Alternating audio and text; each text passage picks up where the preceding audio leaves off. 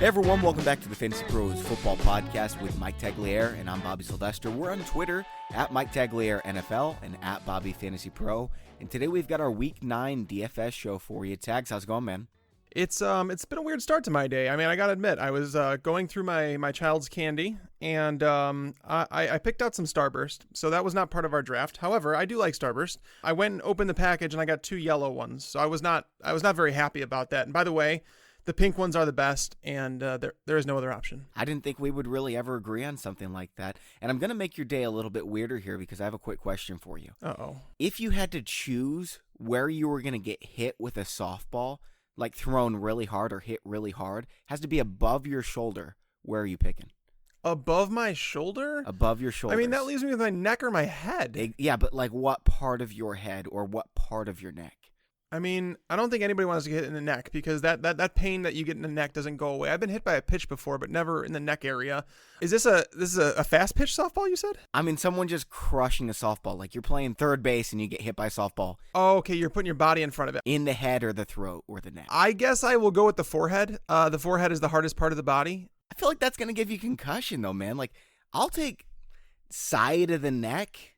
Oh, no. I mean, I don't want to get hit in the throat, and I don't want to get hit, like, in the spine or anything like that, but I feel like you get hit in the head, you're getting a concussion. No, top of the head, hardest part of the body. Learned that from the movie Gladiator. The best one, by the way, not the Russell Crowe one. That's not the best one. The best one is with Tommy Riley. That is a Cuba Gooding Jr. movie, and Brian Dennehy's in it from back in the day, and that is, like, one of my favorite movies of all time. Where's the worst place to get hit? Probably the neck, honestly. Like, because the thing is, like, I mean, your jaw might hurt because that's, like, obviously that could break. But the neck would be terrible for me because it's not only the initial pain. Not the mouth? I mean, have you ever gotten into a fist fight? No. Mouth injuries go away really quick. No. Who would dare fight me? I'm a world record holder. So, I mean, from when I was a kid, I remember my mouth healing rather quickly from like when you get into a fight. But I mean, there's boxing things I've done, but the neck for me is like that has recurring effects. Like legitimately, when you go to sleep, you're going to feel it in your neck. You're going to wake up, it's going to be stiff. The neck is the worst. Better than not being able to see the rest of your life. I think you're off on this one, man. I don't know. Well, I'm sure we'll get added on Twitter about all this stuff. Yeah, all right, man. Well, today we're talking DFS. There's really no news to talk about, Tags, so we're just going to get right into it. But first, I want to tell you about one of the sponsors of today's show, Pristine Auction. And through Pristine Auction, we're giving away a signed Davante Adams Packers helmet. That contest ends Sunday, so you're going to want to make sure to get your entry in now at fantasypros.com/contest. And Pristine Auction, if you haven't checked it out, they've got hundreds of items up for bid that end every single day. There's some great prices that you're going to find on there. Just yesterday, I saw a signed Aaron Donald Rams jersey that went for just $67. A signed Xavier Rhodes Vikings logo football that looks pretty awesome. It was like purple and black. Went for $45. You can add this to your man cave, and there is something for every team. Everything is guaranteed authentic from only the most trusted sources. And these prices I'm talking about, there's no like extension onto those prices. Like they don't have any secret fees or anything. What you bid is what you pay. It's really all it comes down to. At pristineauction.com. That's PRISTINE. Remember to enter the contest at fantasypros.com/contest. Hey, Bobby, real quick, since you mentioned Aaron Donald, I feel the need to say this because this stat is ridiculous. There was someone from LA that said this tweet. I can't remember who it was, but Aaron Donald has been, according to NFL's Next Gen Stats, Aaron Donald has been double teamed 70% of the time. Whew. Like the next closest player is 46%. That's JJ Watt. Oh, man. And yet Aaron Donald still leads the NFL with 10 sacks. The next closest player is JJ Watt with 8. He's got 10 sacks already as a defensive tackle. Yep, and he's double teamed 70% of the time. Holy cow. Is he maybe the best ever? I mean, I don't know if I'd say the best ever. There's a lot of really, really good defensive linemen in like through history, but he is definitely, I think he's the best defensive player in the NFL right now. Yeah, I definitely agree with that. I think he has been for a few years. All right, man, so here's how we've been doing the show. We're going to keep going this way. We're going to talk about FanDuel and DraftKings, the main slate. It's only the Sunday morning and Sunday afternoon games, so that leaves us with 10 games this week. Man, that's not very much. But there are a lot of good options. And at first, we're going to talk about cash games, position by position. So quarterback, running back, wide receiver, tight end, defense. And then we'll circle back around and talk about GPP. Those are the tournaments where you need to take a few more chances. And then at the end of the show, we'll give our lock of the week and our stack of the week. Tags moving on over to quarterback. Is it Patrick Mahomes, even with the price, just based on how he's been playing? I'm going to say no. His price is obviously up there. They're going into Cleveland. Cleveland's, their pass rush has been really good. And, the thing is, Denzel Ward is starting to shadow some wide receivers. So I'm curious to see how they handle this because they have been allowing a few big plays as of late. But the reason that I'm staying away from Mahomes this week is because I'm worried about Tyreek Hill. Tyreek Hill suffered a groin injury.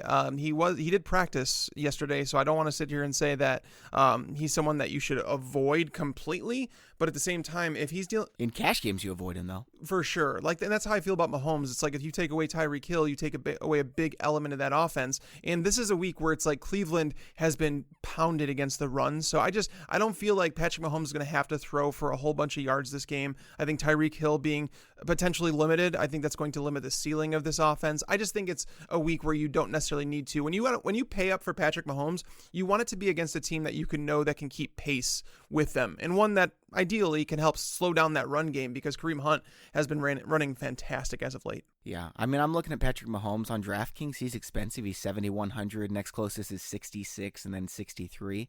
On FanDuel, though, $9,500 tags. The next closest is 8,600. That's Cam, 8,400. So that is way up there. I wouldn't have spent 9,500 on FanDuel for Tom Brady in 2007. There's no chance I'm spending it on Mahomes against Cleveland. Yeah, I wouldn't do that. Me with Mahomes, I have him as my number 5 quarterback this week. So I'm not particularly high on him. I don't think he's a bad play, and I don't think you could ever cross him off your tournament list. But at the same time, in cash, there's no reason. Okay, so in cash, who are you looking at? Is it Cam Newton? There's 3 guys actually, and they're all in the same tier. Cam's not a bad play, but he's 6,600. I think McCaffrey can get some things going in this game. He's the number 3 fantasy quarterback right now, and he gets his easiest matchup of the season. He's also got a shoulder injury, though. That's why I'm staying away from him. Well, right, but the thing is the Panthers can legitimately choose what they do to this team this week, and if they wanted to put it on the back of Christian McCaffrey, who I think is an awesome play, they could do that. You can literally do what you want against Tampa, especially with this front 7 ailing and dealing with injuries and missing 3 of their 7 starters. There's a lot of issues up there, so I think this is a week where they do run the ball a lot more than they have in weeks past. So the 3 quarterbacks I'm looking at is Kirk Cousins at 6,200. That's an indoor game. You don't have to worry about it. He's at home. He's against Detroit. And I know that some people... It should be close. It's a divisional game, but it's the first time that the Lions are going to be playing against him. But the reason is because people don't realize how bad the Detroit Lions defense actually is. They've only faced 200 pass attempts this year, which is the lowest in the NFL. Okay, we know that the Vikings are going to throw the ball, right? So when you look at the Lions defense, they allow the second highest touchdown percentage in the NFL at 7.5%. They allow the 3rd highest or 4th highest yards per attempt, 8.6 yards per attempt. They're allowing a 67% completion rate. If a team throws on them, they allow it. So Kirk Cousins is an awesome play. Again, you don't have to worry about the factors outside. That game's in a dome. So you named one of my 3 favorites. What about the other 2? The other 2 are in the same exact game, and it's Jared Goff and Drew Brees. That game has an over-under of 60 points. That's only the second time that's happened in the last 5 years. Playing in New Orleans, that game is going to be a shootout. And the reason it's going to be a shootout, the reason I love these guys so much, and the reason they're worth every bit of their salary is that when Todd Gurley doesn't run for touchdowns, Jared Goff is throwing multiple touchdowns. He's been a top 5 quarterback most of the time. When Drew Brees, when his run game isn't scoring touchdowns, Drew Brees is throwing touchdowns. So you look at the matchups and you say, the Saints they've allowed the fewest rushing yards in the NFL through 8 weeks. So they haven't been allowing much on the ground. Then you look at the Rams, who haven't really allowed much either. I want to say that Aaron Jones scored the 2nd rushing touchdown against them this season last week. So when you kind of add everything together, it's the matchups in the passing game really align for both of these guys, as Drew Brees, the matchups he has with Michael Thomas and Traquan Smith, the matchups that Brandon Cooks and Robert Woods and now Cooper Kupp coming back. It's so tough to choose which one. I'm probably going to go at Jared Goff, I think, because he's $100 cheaper and he has all of his options back. And again, the Saints have been really, really good against the run. If I'm not mistaken, no running back has topped 70 yards against them on the ground. Yeah, I think these 2 are both quality plays. I just don't want to spend that much on a quarterback. And if you're saying Drew Brees is a bad play because he's only thrown the ball, 29, 30, 23 times the last 3 weeks, keep in mind he's had 2 good matchups. Tampa Bay, he went 37 for 45 with 439 yards and 3 touchdowns. That's 32 fantasy points. And then face Atlanta, he went 39 for 49, 396, 5 touchdowns for 41 fantasy points. When he needs to pass, he passes.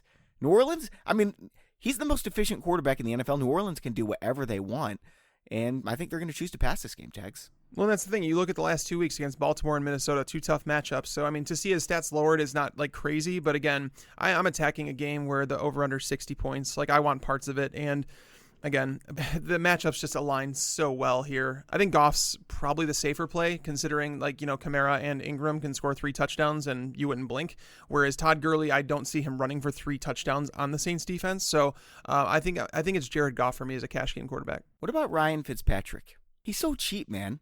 It's a good matchup. He's cheap. He's not bad. But again, it's like, so I don't know what it is on FanDuel, but on DraftKings, he's only $500 cheaper than Jared Goff. So I don't look to take that risk if I don't have to. Like, if you really, really are desperate for money, you can go down to Alex Smith. He's $1,300 cheaper on FanDuel. Yeah, I still don't want to trust Fitzpatrick because I feel like if he comes out and like he struggles in the first half, let's say he throws 1 touchdown, but then he's picked off twice, they might go to Jameis Winston in the second half. Like, I think that this team, there's no reason to go to him in cash. But I mean, Alex Smith against the Falcons, I don't think that's a bad play. I mean, I'm worried that he doesn't have his pass catchers. I don't know what's going on with Chris Thompson. I don't know what's going on with Jamison Crowder. But I will say this: the Falcons, ever since losing Keanu Neal and Deion Jones, they have allowed every single quarterback they've played at least to finish in the top 10 that week. All of them have scored at least 20 fantasy points. So it's a really good matchup. He's only 5,000 on DraftKings. So, I mean, it allows you to do some crazy things in your lineup, but I'm probably just going to pay for Jared Goff. You still haven't named my cash game quarterback. Any guesses who it is? Matt Ryan, maybe? Matt Ryan's not a bad. It's Mitch Trubisky, man. You should know this by now. Why would I go against him? I'm not playing Trubisky. I know you're not playing Trubisky, but I'm playing Trubisky. I'm going to play the Bills defense, though. I might play the Bills defense and Trubisky. Trubisky is a good price. He's probably going to turn the ball over 2 times. But you know what? Like I mentioned on the last podcast, right now Trubisky is on a 4-game streak that is the second best 4-game streak in fantasy football history for a quarterback. He is getting the job done. I know it hasn't been especially pretty, but he's going to rush the ball for 50 yards. I think he's going to throw 300 passing yards against Buffalo. I'm playing Mitch Trubisky until his price rises or until he slows down. You can go ahead and do that. I'm not doing it. Like, the past 4 weeks, he's been better than Patrick Mahomes, and he's $2,000 cheaper. He's in a better matchup. I don't think he's in a better matchup. That's the thing. Like, so Buffalo has only allowed 98 rushing yards to quarterbacks all year. They haven't allowed a rushing touchdown. Haven't faced Mitch Trubisky. Well, the thing is, they play a lot of zone defense. Zone defense does allow you to contain mobile quarterbacks a lot better than like when he lit up New England's defense. They run a lot of man. So what happens when you run man coverage is like the defender's backs are often turned to the quarterback, and they don't have unless they have a quarterback spy on him, which most man coverage teams don't. Zone coverage allows you to defend quarterbacks much more, and it forces them to throw the ball. So, all right, man. Anyone else you would even consider? Maybe Baker Mayfield face Kansas City? No. I mean, the salaries just don't make sense. There's just too many like players that like I'm really curious to see how the ownership is going to shake out in cash games this week because there's so many top guys in good matchups. Like you mentioned with Cam Newton, people want to play Mahomes. Kirk Cousins, Drew Brees, Jared Goff. Like you mentioned Trubisky, I would imagine he's going to have some ownership because his salary's down. I imagine Matt Ryan's going to have some, but yeah. No, I don't think there's any reason to go cheap. If I did, it would be for Alex Smith. We have a lot of people on Ryan Fitzpatrick on FanDuel because of his price. And then on DraftKings, the most popular play expected is Cam Newton, followed by Jared Goff. Patrick Mahomes is up there, Kirk Cousins, Drew Brees. So it's going to be really spread out on DraftKings. We'll see on That's at least our projections, and they tend to be pretty much right on the money. Let's move on over to running back. And you mentioned that this is probably a good week for Kareem Hunt. Is he your top running back play? Yeah, he is. Like the thing is like it's really tough for me this week because like I've told you the past few weeks that I'm paying up for Todd Gurley until he lets me down, and he has not let me down yet. And it happened again last week. Even after a relatively slow start, he finished with 195 yards and a touchdown. It should have been 198 yards and 2 touchdowns, but he took a knee at the end of the game because it was what was best for his team. I can't fault him for that. New Orleans Saints, I mean, this defense, as I mentioned, they do stop the run extremely well. It's one of those weeks where I don't feel great about paying up for Gurley, but at the same time, I don't ever like not having him in my lineup. And especially, it's like he's going in the afternoon games, but the Saints run defense, just to give you guys an idea, they've allowed just 2.87 yards per carry on the year. They're allowing just 1.6 fantasy points per target to running backs. Like all of these things are like some of the best numbers in the NFL. There's not a glaring weakness in their run game against the Saints or, through the air to them. Yeah, that's the thing. I would play Gurley even at his price, but it's against New Orleans, so no. Talking about the over-under in this game, that's what scares me because it's like if this game turns out to be 35-28, 35-31, something like that, Todd Gurley's going to have a lot of fantasy points. And that's the thing. It's like, we know that he's very usable in the passing game. You could almost treat him like a wide receiver. So it's really tough to pass on him. But with that being said, I do think that Kareem Hunt is the best player on the board. Yeah, we need 26 FanDuel points from Todd Gurley to hit value. Right now, his consensus projection is at 24.4, so it's actually pretty close. It's a lot closer than almost anybody else for value, but then you have to get all these other cheap plays in your lineup, and those guys aren't anywhere near close, so it's a value over replacement type of deal, and I don't think Gurley's a bad play. I would have him in my top 5 or 6 options this week, but I'm spending up on Kareem Hunt. I'm also spending up on Christian McCaffrey tags. Yeah, McCaffrey, it's really interesting, because the thing is, he's $100 more expensive than Kareem Hunt, and I'm obviously, Hunt is, the best play on the board. Hunt is going against a Browns defense that has been, legitimately torched against the run recently, and it probably has to do with the fact that their defense is on the field a lot. Opponents are averaging more plays against them than any other team in the NFL, and they're getting worn down, so it's we have a change of the guard at the head coach. Does Greg Williams get the best out of these players? I don't think that anything changes with Greg Williams in terms of defense, because he's obviously been the defensive coordinator. But there's been 4 times where they've allowed 130 or more rushing yards alone to opponents this year, twice to someone who's also a power back, and that's James Conner. James Conner is a similar running back to Kareem Hunt. Not as good. I would say Kareem Hunt's a better running back, but Kareem Hunt is running out of his mind right now. Even if you go back 3 weeks ago, Melvin Gordon posted 130 rushing yards, 3 touchdowns against this defense. Kareem Hunt, there's really no reason he shouldn't be in your lineup this week. I agree with that. I've got Kareem Hunt, Christian McCaffrey in there. James Conner's awesome, but at Baltimore, I can't use him.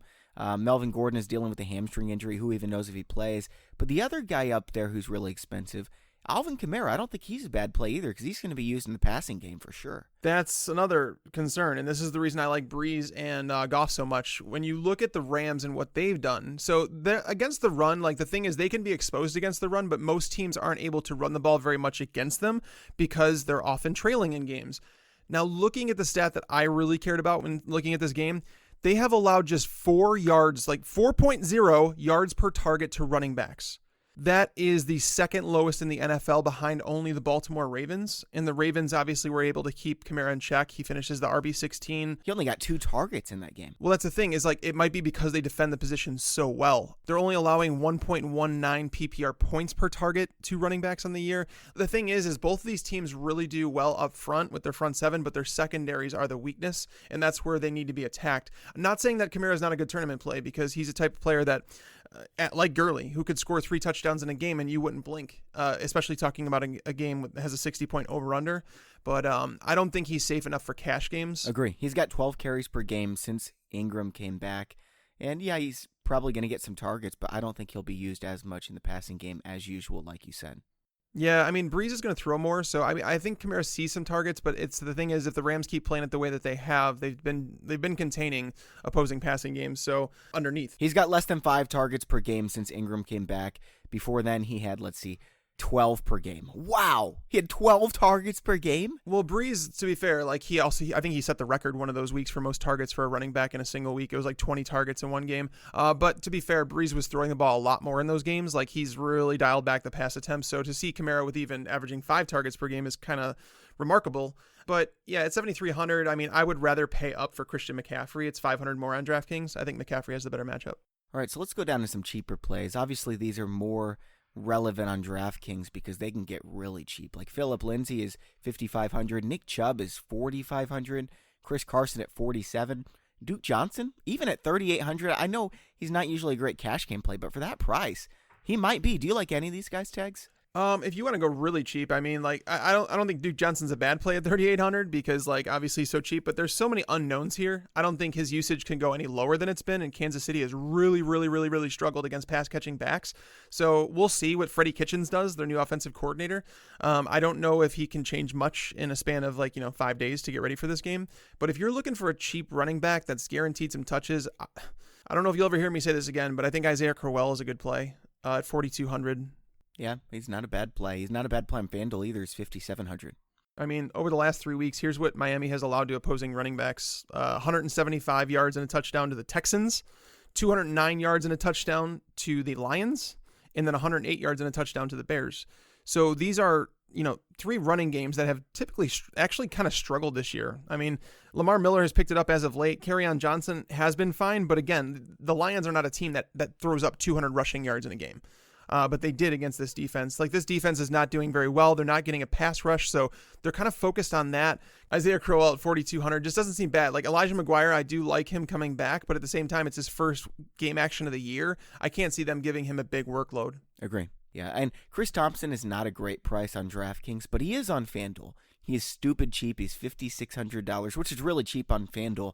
And if he plays, Tags, I think he might be a lock against Atlanta. He was going to be in my cash game lineup if he was healthy, but knowing that he's not healthy right now, it's like I can't trust him in a cash game lineup. If you want to play him in tournaments, I'm fine with that, obviously, because the matchup against Atlanta is just fantastic. Like, you just don't get a better matchup than Atlanta. That was the game where Kamara had 20 targets, caught 15 of them. Well, yeah, I mean, the Falcons on the year have allowed 62 receptions to running backs through 7 games. Like, that's almost 10 per game. That's almost unbelievable. It sounds like video games. It's stupid. It's so stupid. But yeah, like, that's the thing, is you could rack up the catches against them. But if Thompson's hurt, obviously that drives Adrian Peterson up the boards. Do people play Adrian Peterson in DraftKings? Let's pretend that Chris Thompson's out. Do you play Adrian Peterson at 6,000? Probably not. Because I want to play Hunt and I want to play McCaffrey or Kamara. If I'm going and getting a third running back, which I'm not this week, there's 4 wide receivers I absolutely love, then I would go Chris Thompson, even in cash, or Duke Johnson. Maybe Nick Chubb. What about Tyreek Cohen? He's just expensive, man. I don't know if I want to trust him because he's just that big play guy. Like, yeah, he's getting more opportunities. Buffalo's a pretty good matchup for a running back, but $6,200, I don't really want to do that. I mean, you can spend $1,000 more and get Alvin Kamara. Well, the way I look at it, the reason that I like him is because, like, the Bills have not allowed any plays over the top of their defense. Like, their safeties are covering that. They're not allowing big plays. So Taylor Gabriel may be, held in check. Allen Robinson might not play again. And if he does, he's going to be covered by Tre'Davious White. Anthony Miller and Mitch Trubisky haven't gotten on the same page. Buffalo has been fantastic against tight ends. So it's like looking at all this stuff, knowing that Jordan Howard has struggled, and it's like trying to put all the pieces together here. This is why I like the Bills defense. I think they match up really well with the Bears, but Tyreek Cohen is the one guy that they don't have an answer for. It's kind of like you watch James White. Like, the Bears got a blueprint of how to use Tyreek Cohen against the Bills defense with James White last week for the Patriots. They couldn't finish drives, but Tyreek Cohen has been electric. He's been involved more. His snap counts are the 2 highest over the last 2 weeks. So I like Tyreek Cohen. I mean, I don't know if I can pay $6,200 for him in cash, but I think he's a really solid play. He's $7,200 on FanDuel. I would actually rather use Jordan Howard in this game than him. I mean, Jordan Howard's coming off a huge week. I know that he's losing snaps, but he had 22 carries last week. I know he did, but if you sit down and watch that entire game, he was bad throughout the game, and then he got, I want to say 75% of his fantasy totals came on the final drive that the Bears offense had, and he scored the touchdown in that last drive. So they kind of just wore the Jets defense down and finally got in there. So the game script should fit him again. So I'm not saying that Jordan Howard's a terrible play on FanDuel because it's touchdown heavy, but I think Tyreek Cohen is the best Bears running back to own this week. Any other running backs that interest you at all?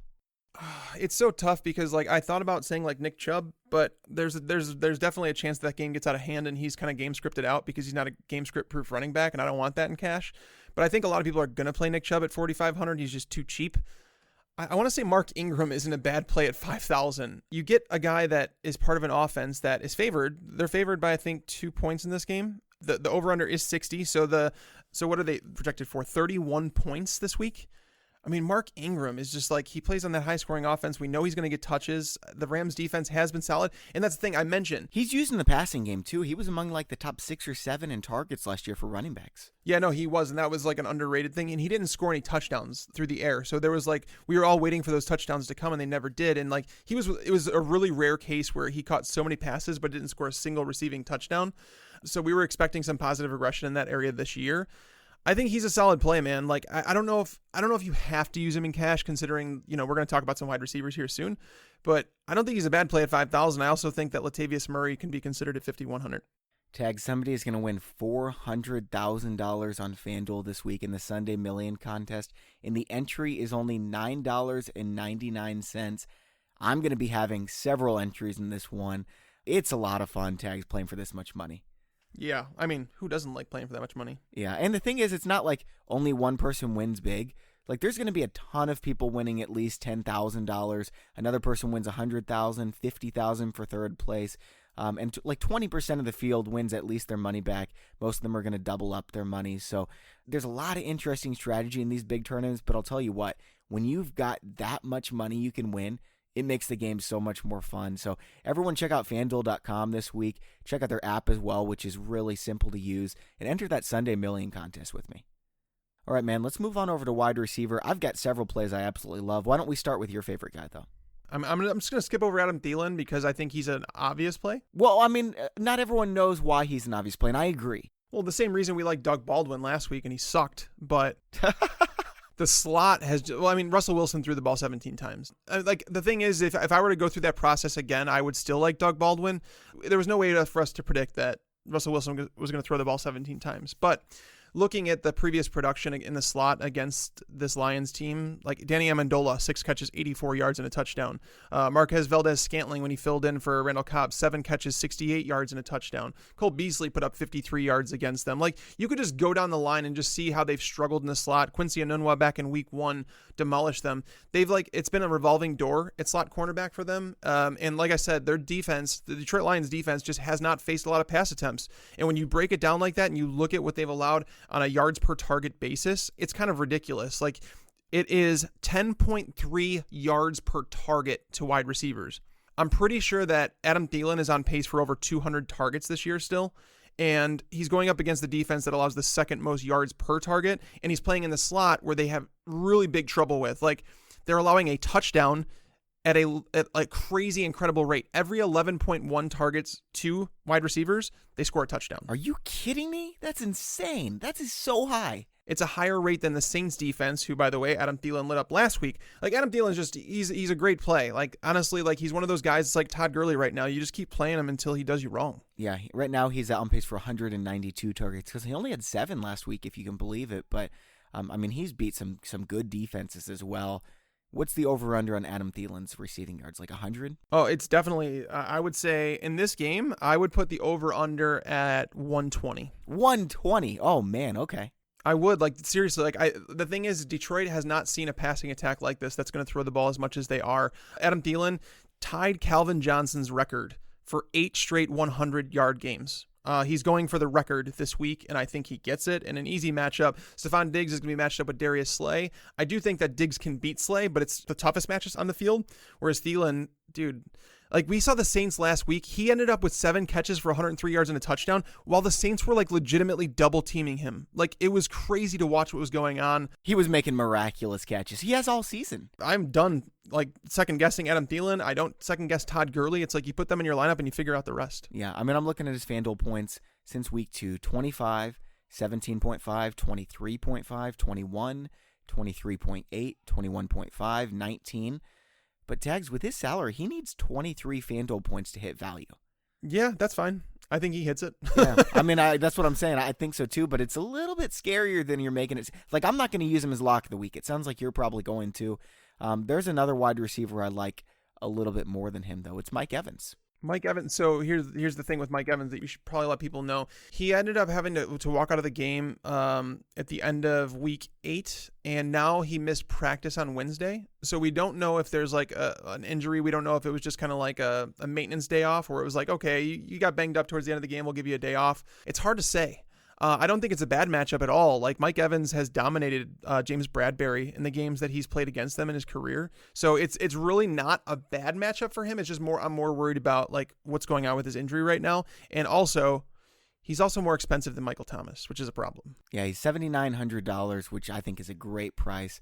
On FanDuel, Michael Thomas is $8,600, so there's a big difference there. Otherwise, on DraftKings, I don't like Evans as much as Michael Thomas. Michael Thomas is banged up, by the way, too, with a shoulder injury.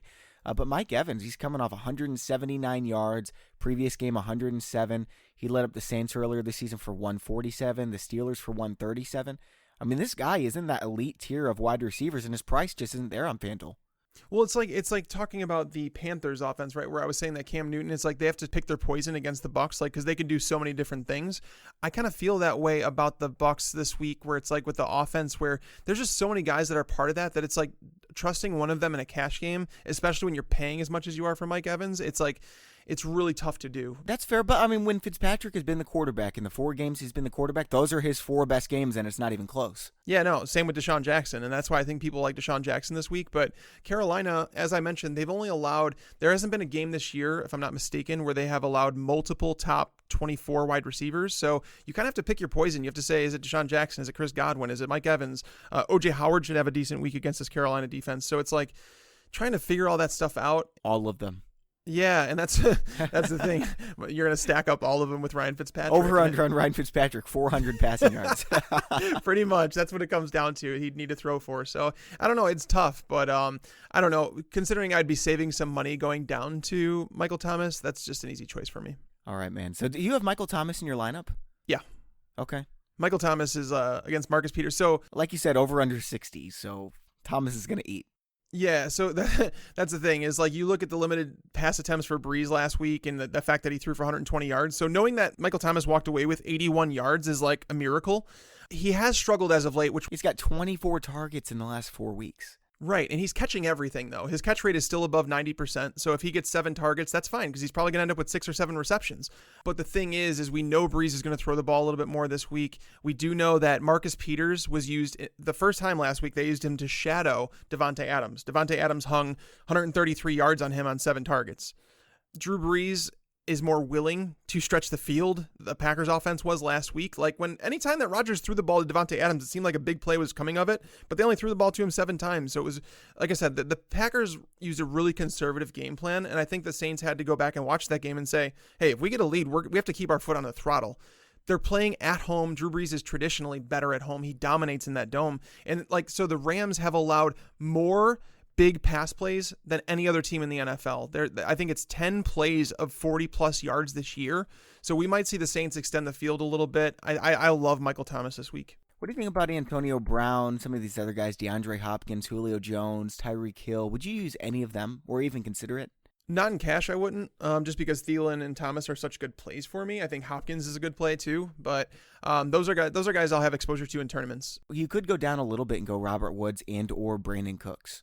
Yeah, I like both of those guys. I think Robert Woods is an awesome play at 7,000. But again, like you're talking about, because I think that they're probably going to have Marshawn Lattimore cover Brandon Cooks, and he should do a decent job. He's got 4.3 speed. He should be able to hang with Cooks for the most part, whereas Robert Woods is going to match up with Eli Apple. That's obviously a great matchup. And then you have Cooper Kupp playing in the slot matched up with PJ Williams, who's been terrible. I know he won Defensive Player of the Week, but that is very misleading, I would say, at best. Considering he basically had a touchdown on defense, and that's why they gave it to him. People who pick that look at the stats and not the film. And stats are fine, but not for defensive backs. His stats weren't even good last week. I think he allowed 6 catches on 7 targets, but the one that wasn't caught, it was an interception that he returned for a touchdown. So it was on prime time. That's what I'm saying. I'm talking about the mainstream stats, not the how much did he allow. For sure, but that's the thing. He's not good. So I think Robert Woods is a good play, but you're paying for him. I don't think he's a bad play at all, but I think he's more of like picking your poison in tournament lineups because the Rams have so many different guys. All right, so we talked about the top tier guys. Is there anyone in the mid-range that you like? Because I'm going down cheap for my last 2. Yeah, I like Devin Funchess at 5,600. He's a guy who's consistently seeing, 7-8 targets per game. And Cam Newton has been throwing the ball better than he ever has in his career up against the Tampa Bay defense that it's allowed the 3rd most fantasy points to wide receivers on the year. There's just not much to dislike about Devin Funchess this week. I don't think he's sexy by any means. Like, I really don't. But, I mean, he's had some tough matchups. Like he played against Baltimore last week, so people are going to be down on him. But against Philly, 6 catches, 62 yards, a touchdown. Against Washington, 5 catches, 74 yards, a touchdown. So he's been getting it done. Like, I have no issue playing Devin Funchess. I don't think that you have to, considering the options that we have this week, like some of the cheaper options that we're going to talk about. But yeah, I think he's a good play as a mid-price guy. A few other quality mid-range options I like. Kenny Golladay, Marvin Jones. I know it's Minnesota's defense, but there's going to be some scoring in this game. John Brown against Pittsburgh. Emmanuel Sanders face Houston, especially with Demaryius Thomas now gone. Jarvis Landry against Kansas City. Wait, you like all those guys? I don't love any of them, but I think they're all decent plays. I think you have to kind of to pick your poison because it's like when you go to the middle range, you want to be sure because there's guys up top that you're absolutely sure about, and then there's guys cheaper that you kind of feel the same way about. Sure about hitting value, yeah. Yeah, and that's the thing is that's why I like to narrow it down to just be like, so who are we going to play? So I think Cooper Kupp at 6,000 is a fine play. He had a limited practice yesterday. They're expecting him to play, and if he does play at 6,000, he's like a mid-price guy that I'd feel really confident about putting in my lineup. I'm just saying I wouldn't judge anyone for using those guys. Oh, yeah. I mean, I wouldn't judge anybody, but in cash, you don't want to take any chances. You want to feel really good about the guys you're putting in your lineup. So these value plays, I've got two that I just absolutely love. I want to know if they're the same ones you're eyeing. I can guess. I think I can guess who yours are. Okay, let's see. So one is definitely Courtland Sutton. Sure. So he's 3,900 on DraftKings. He was the first person I put in my lineup this week, yes. Yeah, a lot of people are going to be doing the same exact thing, and I can't really fault them. And I'm guessing your other one, I'm guessing it's DJ Moore. That's right. I knew it. All right, so do you like those guys? I mean, I don't know how you don't like a wide receiver against Tampa Bay. The issue is that I don't know how he's going to be used. If Torrey Smith is out again, which it seems like he could be, then DJ Moore is going to match up a lot with Brent Grimes, who is a shifty cornerback. He's small. He's 5'10", like 185 pounds. So he's shifty. He should be able to hang with Moore for the most part. Like, he's probably their best cornerback. Hang with Moore until he catches the ball, because then after that, he's gone. Yeah, he's definitely slippery after the catch. He's a solid play, and that's the thing. And they're creative with how they use him too, because it's not just going to be against Grimes. He'll be there for 65% of his plays, but he'll also be getting carries out of the backfield. Yeah, no, and like he'll move into the slot maybe a third of the time, so that would be obviously a good matchup against MJ Stewart. So it's not a bad play. I mean, I think I'd rather play Sutton at 39. It's tough for me this week. I really want to get like Thielen and Michael Thomas in my lineup, and then I'll probably throw Courtland Sutton as my third wide receiver. But yeah, I don't think they're bad plays at all. What about Michael Crabtree? He's really cheap on DraftKings at 4,800. They're gonna have Joe Hayden on him. Yeah, not ideal. And Joe Hayden is like, he's better than so he was like left for dead by a lot of people, but he's actually played pretty well as of late. He had a solid interception last week. Yeah, I thought he was done, but he's one of the, I won't say like top 10 cornerback in the NFL, but he's definitely a good one. Yeah, he is definitely good. And they've been having him do some shadowing lately. So I don't want to go to Crabtree, but if you're looking for like a kind of one that, I mean, I keep going to this well and it keeps working out. So Danny Amendola. So ever since Brock Osweiler took over, he's finished with 8 catches for 59 yards, 6 catches for 84 and a touchdown, 5 catches for 43. He's only 4,700 on DraftKings, so you're getting, a discount to play him. And they're going against the Jets, who welcomed Buster Skrine back last week, but he's been bad all year too. Obviously, Anthony Miller was a guy that I played in a lot of my lineups last week, and it worked out because he caught the touchdown. Again, him and Trubisky just haven't gotten the same page because there were some other plays that they left on the field. But Danny Amendola, like looking at it, Devontae Parker might match up with Tremaine Johnson. They don't Jakeem Grant, are you really thinking that he's going to take over this game? Probably, but I'm not planning on it. Yeah, Kenyon Drake has been using the passing game, but these targets have to go somewhere, and I think that Danny Amendola provides a solid floor. Like, if you're looking, you're like, I just want someone that's going to guarantee me 10 PPR points. I think Danny Amendola could do that. I don't know if he's a guarantee. I mean, consensus projects him to have him at 8.7. I think he has a nice, safe floor. But if I'm spending on Amendola, why not go $200 up and go for a guy that I had a lot of trouble leaving out of my lineup? And I've never recommended him in cash games before. Actually, maybe once last year, and he had a huge game because it was just an obvious matchup. Sammy Watkins, man. If Tyreek Hill is out and Patrick Mahomes is the number 1 projected quarterback this week, Kelsey's not going to get everything. Watkins is going to be involved, man. He is. Like, that's the thing, is like you have to figure out how they're going to approach this. Like the Browns, like, do they have Denzel Ward cover Tyreek Hill? Do they have him cover Sammy Watkins and then kind of bracket Tyreek Hill? Like, that's the thing, is like we talk about this all the time.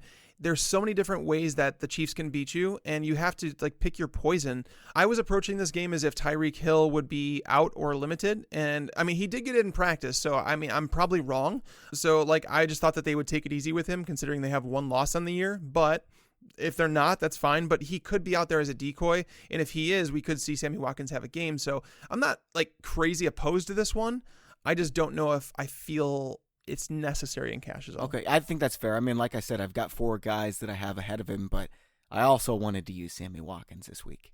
Any other wide receivers you like or think are worth mentioning as a possibility? Not in cash, no. Okay. Tight end, where are you going? This was the hardest week for tight end for me. This is awful. This is awful. I mean, I don't even know which way to go, to be honest with you, because like it really comes down to roster construction, because if you could pay up for Kelsey, do it. I would love to spend up for Kelsey. I don't have the money, though.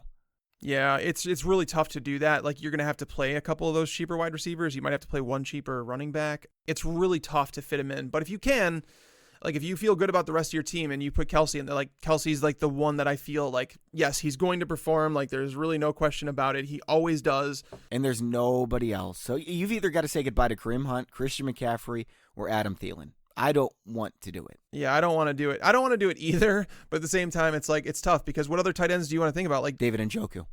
He's 46. I don't know if I'd rather play Greg Olsen. Greg Olsen has a better matchup.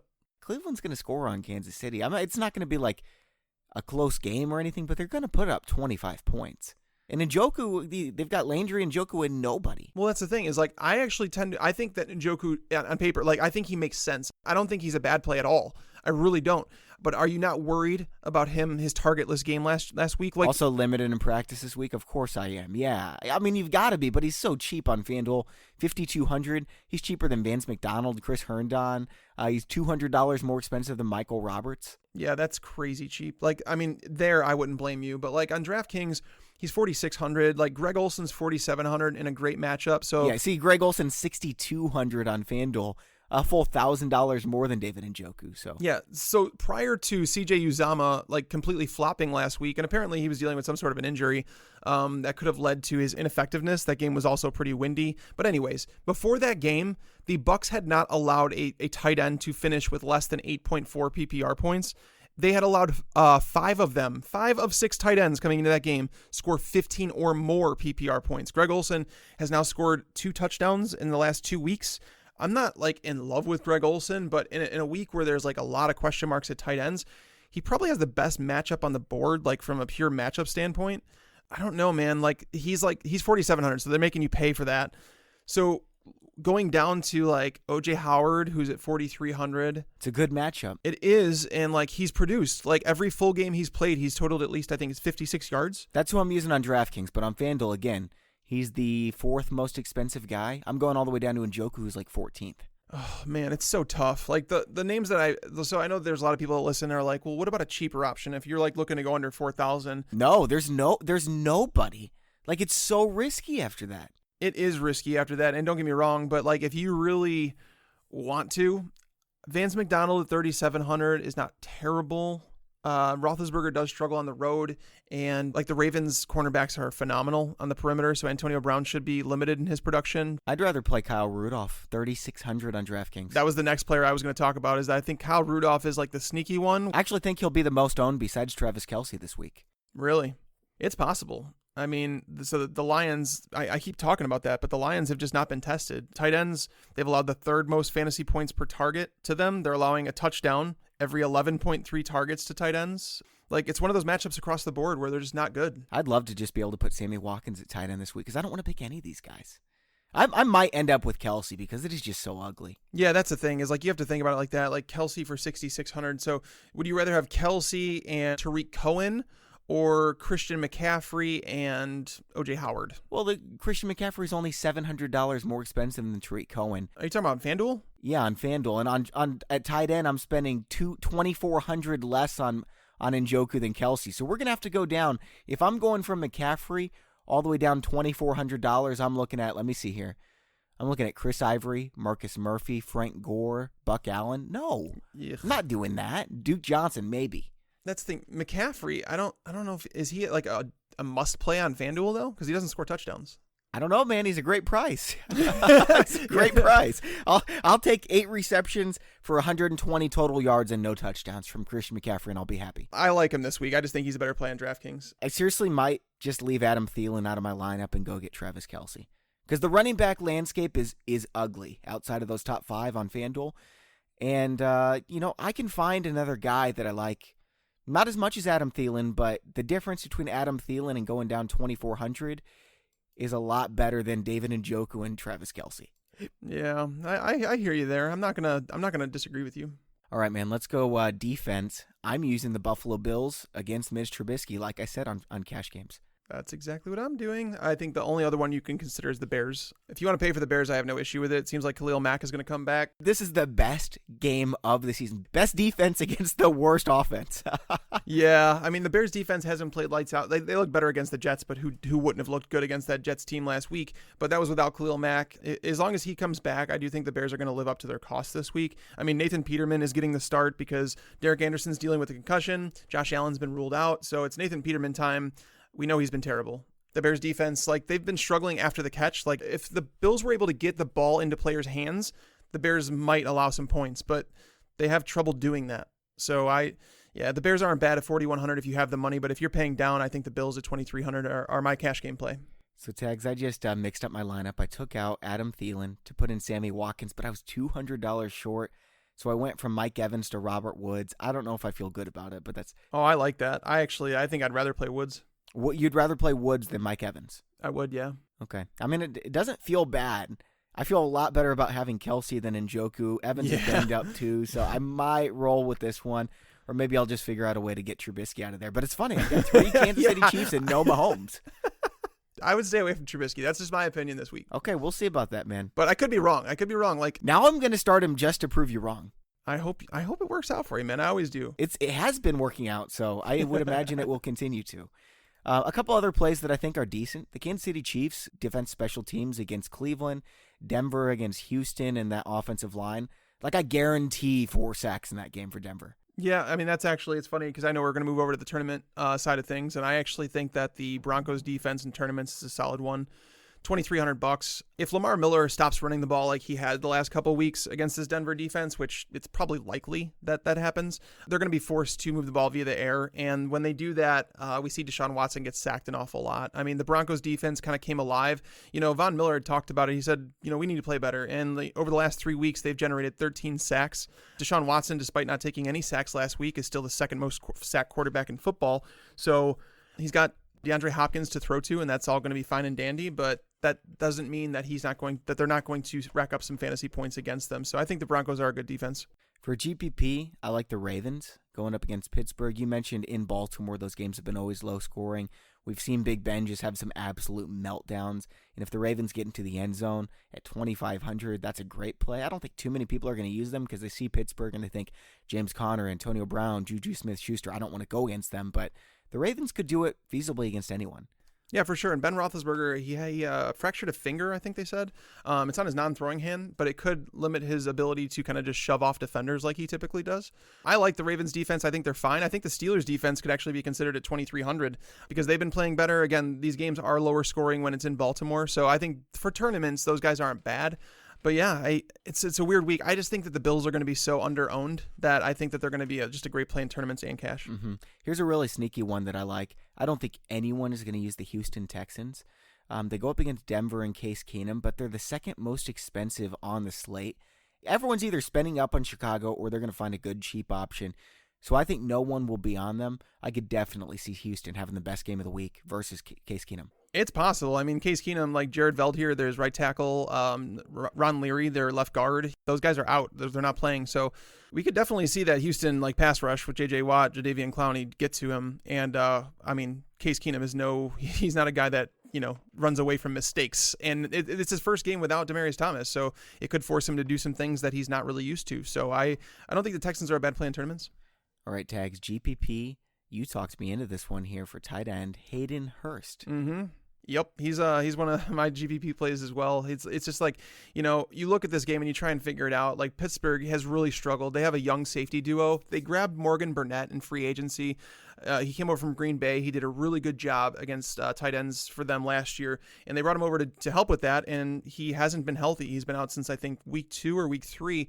So he hasn't played, and Pittsburgh's secondary has really struggled. The linebackers and safeties just haven't gotten that communication down yet. Hayden Hurst is someone that Harbaugh has talked up and saying that they need to get him more involved. Scored his first touchdown last week. He finally matched Mark Andrews' pass routes run. So I think he's the one that if you want to pick one of them, I think he's the one. And against Pittsburgh, the matchup doesn't get much better. Yeah, one of these weeks he's going to go from 3 targets to 9 targets, and it's just going to happen. And you're not going to be able to plan for it, and he's going to score 2 touchdowns, and if you have him in GPP, you're going to win. I don't think it's going to be this week. I think it would be after the bye against Cincinnati or Oakland. Great matchups, Atlanta, Kansas City, Tampa. He's got some awesome matchups coming up. In fact, I would pick him up in season-long leagues, but for GPP, there's a chance it happens this week, and he's not going to be owned by many players. Yeah, I mean, and we've talked about it. The tight end position this week is just tough unless you pay up a little bit. And I don't know if people have the room to do that if they can play the players they want. Chris Herndon, he's someone that I said on paper looks really good. He scored the last 3 weeks. The Dolphins have allowed 5 tight end touchdowns the last 3 weeks. The worlds collide, and it's possible. I don't think I want to play him, but I just wanted to throw that out there because I think that there's some people that are going to consider it because he's just $3,000 on DraftKings, and he's probably minimum on FanDuel. But yeah, he's He's in the conversation, I guess, for tournaments, but I just prefer targets for my tight ends. If you want a guy in that Sunday million who's going to be owned in quite literally less than 100 lineups out of 200,000 that you're going to compete against, Ian Thomas going up against Tampa Bay. I know he hasn't done anything. Do you remember when Ed Dixon hadn't done anything and then he ripped off 150 yards for a score last year? I am never going to bank on that happening, of course, but Ian Thomas could do it against the Bucs. He's an athletic tight end, and he's had a couple games with 5-6 targets, so this is a very, shot in the dark type of play, but I think it's got some upside. Yeah, this is one of those ones where I'm not even gonna call you crazy because some of your crazy calls ended up working out. Thank you for acknowledging that. It doesn't make sense to me just because obviously the times he was seeing targets was when Greg Olsen was out of the lineup. Greg Olsen's back. He just doesn't. He didn't appear to be ready. Is all for this offense. And Greg Olsen's still dealing with that foot injury, man. He's been very limited in practice, so there's a chance he gets scratched. They're just holding him out because they know he's going to need foot surgery after the year, and that's why I'm always about selling Greg Olsen right now because a receiver with foot issues is not ideal, and that's why I'm not going to use him in cash this week, but the matchup is good. But whatever.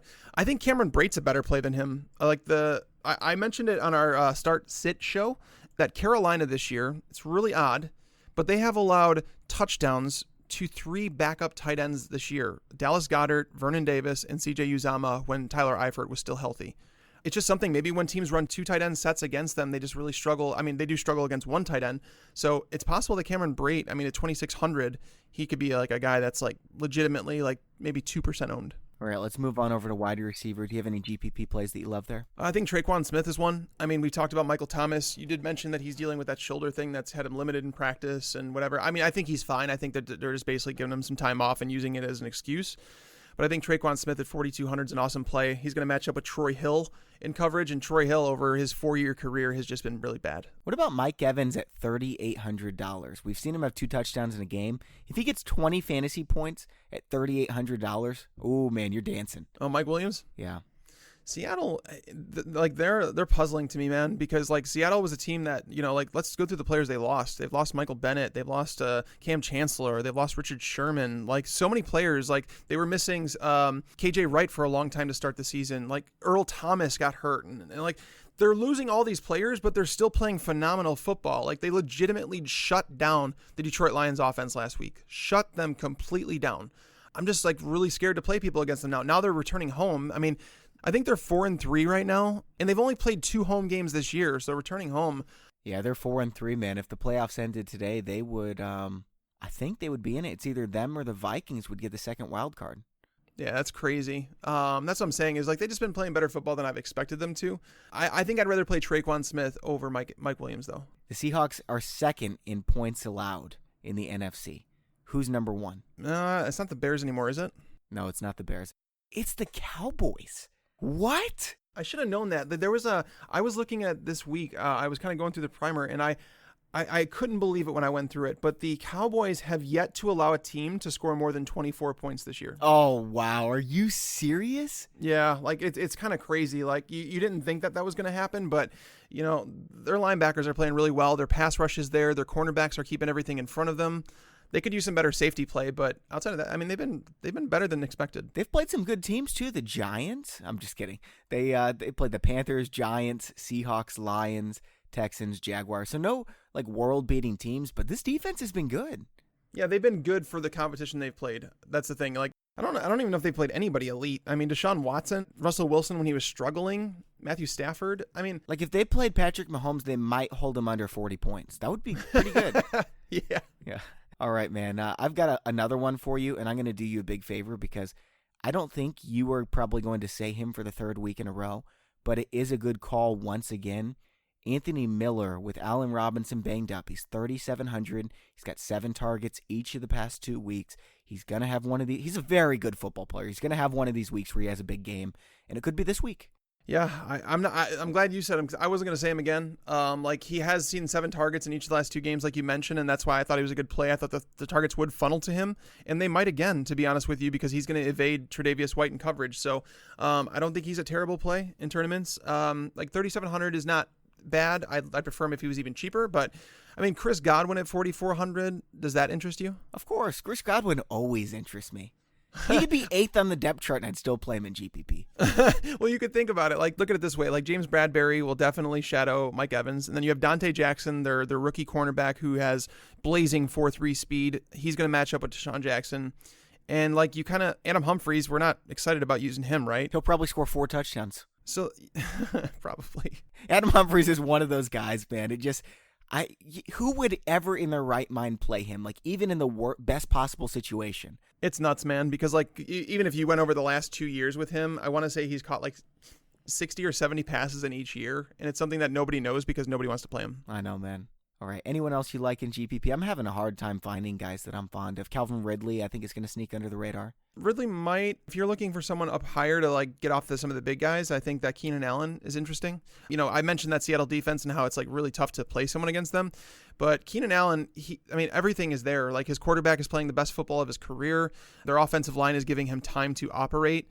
The touchdowns have been there for the other receivers. We've seen him have huge games. Yeah, that's a good call. Yeah, and the thing is, like, the Seahawks don't allow big plays. I think they've allowed one 40-yard play to wide receivers this year, so that kind of X's out Tyrell Williams' production. Mike Williams has relied somewhat on the big play. So, Keenan Allen, eventually it's going to break out, and you want a part of that because right now his ownership is going to be much lower than it probably should. At 7,300 for somebody that gets targeted, over 10 times per game typically. So I think he's a good tournament play. And I mentioned it before, but if you want to pivot off of someone like Thielen or off of Michael Thomas, I think DeAndre Hopkins against Denver is a really good matchup for him. And everyone's going to see that injury designation as well and be like, I don't really want to play him. Well, yeah, not just that, though, is like we have to think about this. We have Demaryius Thomas coming to the team, and like people are going to be wondering what that means for the target share. We saw Sammy Watkins against this defense last week go for 107 yards and 2 touchdowns. Like, he was getting open at will. Bradley Roby missed practice yesterday, which we don't know what his status is for Sunday. But what I'm saying is Bradley Roby hasn't even been good. Adam Jones has missed games. They expect him back this week. But Adam Jones was someone that got burned in Cincinnati while against DeAndre Hopkins. So they've allowed 4 100-yard receivers this year. I think Hopkins is a solid play, but I think his ownership is going to be low because of the players who are around him. All right, man, I've got 2 more names for you. Number 1, Davante Parker. I think a lot of people are going to say, he's not going to do it again. Yeah, there's a chance. I think that it could happen. Number 2 is really deep. It's TJ Jones. He's going to probably play 70, 80% of the snaps for Detroit now that Golden Tate is gone.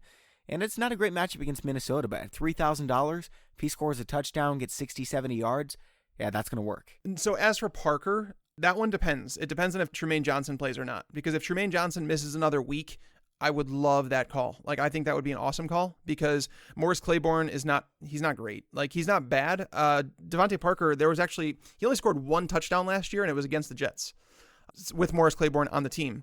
They did get Marcus May, their safety back, so that does limit things a little bit. But these targets, like, that's why I like Danny Amendola. It's like these targets have to go somewhere. And I don't think it's a bad call, but I want to see if Tremaine Johnson's going to play, and it seems like he's going to.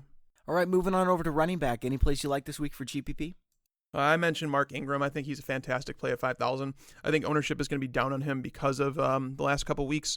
In a game with over-under 60, everything I've talked about on the show already adds up to where it's saying that there's going to be fantasy points to be had in this game. And it's like if you want to look at the one that between Mark Ingram, between Alvin Kamara and Todd Gurley, and even Michael Thomas or any of the Rams wide receivers, Ingram's going to be the least owned.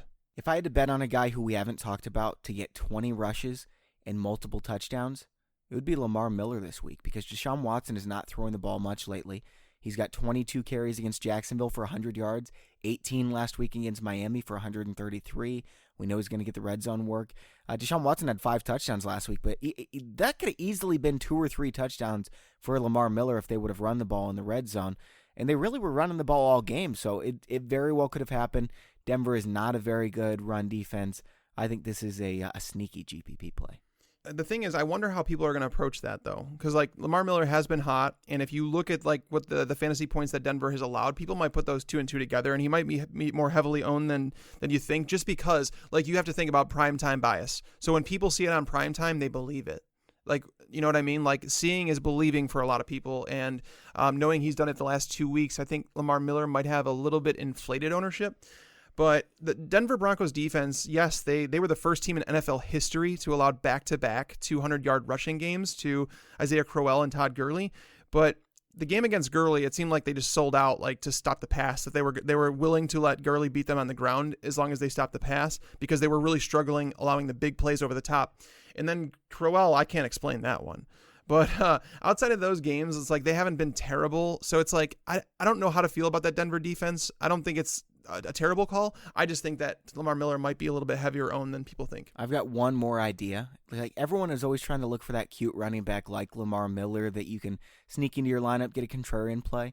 What if you just grab the 3 most popular guys, Kareem Hunt, Alvin Kamara, Christian McCaffrey, you stack all 3 of them. You don't have much money elsewhere. You find 3 wide receivers who happen to catch a touchdown. I don't think many people are going to do that, and it feels pretty safe. I mean, I can trust Hunt, Kamara, and McCaffrey, and they all have huge upside. Yeah, well, Joe Holka, he was on the show a couple weeks ago. He's one of my best friends outside the industry too. Like, Joe's a good guy, but we talk a lot. And he was telling me in his tournament lineups, he typically like narrows his running back selections down to like 3 to 5 guys, and he sticks with them. And a lot of times it's the studs, because like you're getting rewarded with these stud running backs because there's so much volatility among wide receivers. So if you wanted to put Todd Gurley, I wouldn't be surprised if Joe listened to the show right now and was just like, "Yep, as I'm currently sitting here, I have Todd Gurley, Kareem Hunt, and someone else in my lineup." Like, I could see him doing that just because he doesn't want to be tricked with the running backs. Like, if you miss there, you're going to miss, like swing and miss hard, because you need them to score a touchdown, if not 2, to win tournaments. And the guys that have the best opportunities to do that are the guys that you're paying up for. That's a great call. I almost wish that nobody else knew that so I could win it.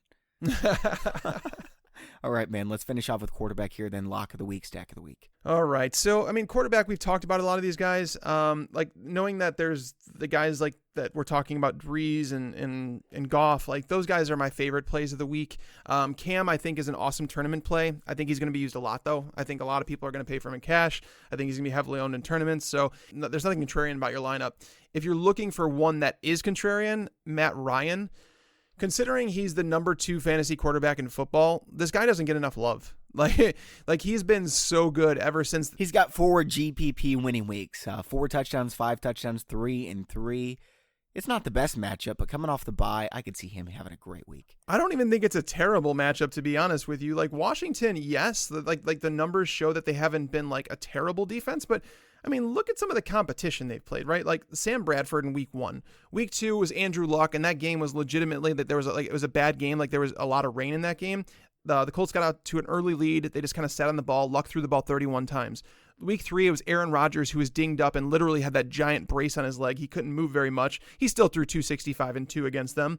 Then you go on, they played Drew Brees, but in that game, he threw for 363 yards and 3 touchdowns. Then you go to Cam Newton, okay, 275 and 2 touchdowns. And then Dak Prescott throws for 273 yards and a touchdown, also runs for a touchdown. So it's like they haven't allowed like a tournament winning performance outside of the one to Drew Brees, but at the same time, they haven't been very good. And Matt Ryan has been lighting up everyone he comes in contact with. He's one of the best quarterbacks in the world. Yeah, in Washington, they just traded for Clinton Dix, but if you guys like legitimately, so watching all the football that I do and trying to figure out in offseason what it means for defenses and things like that when they acquire players, a safety duo is really tough to gauge. Like, so DJ Swearinger and Clinton Dix it's a phenomenal duo, but they have had like 3 or 4 days basically to get together and try and develop some sort of chemistry. That's not going to happen in 3 or 4 days.